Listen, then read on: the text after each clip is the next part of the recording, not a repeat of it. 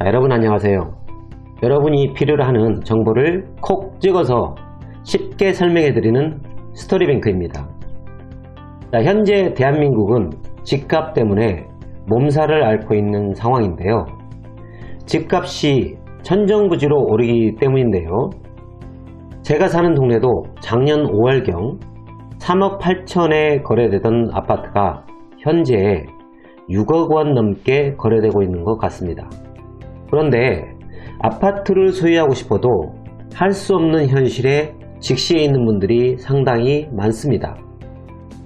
아파트를 분양받기 위해선 조건이 필요한데요. 그러면 그 조건을 어떻게 해야 아파트 청약에 당첨되어서 내 아파트를 소유할 수 있을까요? 자, 오늘은 아파트를 분양받기 위한 청약하는 방법 및 주택청약통장을 잘 활용하는 방법에 대해서 알아보겠습니다. 여러분의 구독과 좋아요, 알람 설정은 영상을 제작하는 데 많은 도움이 됩니다.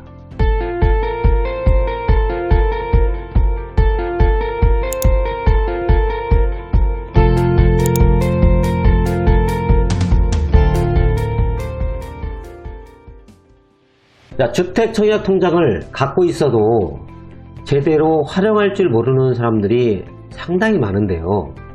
내 집 마련의 꿈을 꾸고 있다면 아파트 청약의 올바른 이해와 제대로 된 방법을 알아야 합니다. 아파트 청약의 시작은 바로 청약통장인데요. 청약통장에는 매월 얼마씩 입금하는 것이 좋을까요? 또 아파트 청약의 종류는 무엇이 있을까요? 아파트 청약의 유형은 크게 두 가지가 있는데요. 첫 번째로 민영주택이 있고요. 두 번째는 국민주택으로 나눌 수 있습니다. 자, 그렇다면 민영주택과 국민주택의 차이점을 한번 알아보도록 하겠습니다. 자, 먼저 민영주택은요, 민간 건설사가 짓는 아파트를 얘기를 하는 건데요. 예를 들어서 여러분이 알다시피 LG자이나 레미안, 그 다음에 힐스테이트, 이편한세상 등 이런 민간 건설사가 짓는 아파트를 민영주택이라고 합니다. 자, 다음은 국민주택이 있는데요. 자, 국민주택은 공공기관에서 짓는 아파트를 얘기하는데요. 국가에서 공급하는 주택으로 면적 제한이 있지만 저렴하다는 장점이 있습니다. 그래서 국민주택은 SH공사나 NH공사에서 짓는 주택을 얘기를 하는 겁니다. 자, 그렇다면 청약 당첨의 우선순위는 어떻게 될까요? 자, 민영주택과 국민주택은 청약 당첨 우선순위가 다릅니다. 자, 민영주택의 경우는 가점이 붙는데요. 즉 가산점을 얘기하는 겁니다. 국민주택은 납입 예치금을 보고 판단을 합니다. 민영주택 청약 당첨은 가점을 우선으로 두기 때문에 납입 횟수 기준만 넘으면 됩니다. 금액을 넣어도 가산점이 없습니다. 자, 국민주택의 우선순위는요, 납입 예치금인데요. 민영주택은 납입 예치금의 기준이 낮습니다. 지역에 따라 좀 다르긴 하지만 200만원에서 500만원대에 형성되어 있고요. 무주택 기간이나 부양가족의 수, 청약통장 납입 기간과 횟수 등 다양한 조건에 가점이 붙습니다. 반면에 국민주택은 납입 예치금이 높은 순으로 당첨이 되고요. 청약 신청을 할 수 있는 납입 예치금의 커트라인이 상당히 높은 편입니다. 서울과 수도권 주요 지역에는 보통 2천만원이 넘습니다. 자, 그렇다면 청약통장의 1회 최대 인정금액은 얼마나 될까요? 자, 주택청약종합저축통장에는 한 달에 한 번씩 예치금을 납입할 수 있는데요. 1회당 최소 2만원에서 최대 50만원까지 입금이 가능한데 1회 인정 금액은 최대 10만원입니다.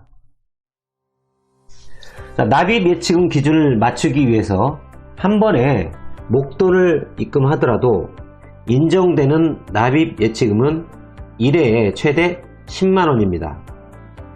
납입 횟수로 인정되는 최소 금액은 2만원이지만 국민주택 청약에 당첨되고 싶다면 인정 최대 금액인 10만원을 입금하는 것이 좋을 것입니다.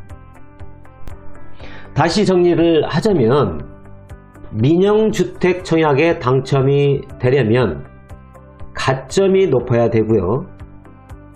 국민주택 청약에 당첨이 되려면 납입 예치금이 높아야 합니다. 그래서 우리가 일반적으로 2만원씩 매월 넣는 경우가 있는데요. 자, 내가 국민주택 청약에 당첨이 되고 싶다 그러면 하루라도 빨리 최대 납입 예치금 10만원을 매달 꼬박꼬박 입금하는 게 국민주택 청약 당첨에 더 당첨 확률을 높이는 방법입니다. 만약에 민영주택만 고려하고 있다면 월 2만원씩 입금해도 상관이 없습니다. 하지만 아직 나에게 맞는 청약 방법이 무엇인지 모른다면 가능성을 최대로 열어두기 위해서는 월 10만원씩 입금하는 것을 추천하고 싶습니다. 그런데 만약에 돈이 급해서 청약통장을 해지하고 싶다면 어떻게 할까요? 만약에 청약통장에 1000만원이 있다면 1에서 2%의 금리로 최대 950만원까지 대출을 받으실 수 있습니다. 청약통장은 저축액의 최대 95%까지 대출을 받으실 수 있습니다. 청약통장에 저축되어 있는 금액이 필요하다면 절대 청약통장을 해지하지 마시고 은행에 가셔서 청약통장 담보대출을 알아보시면 좋을 것 같습니다. 자, 오늘 제가 아파트 청약에 당첨되는 방법에 대해서 말씀을 드렸는데요.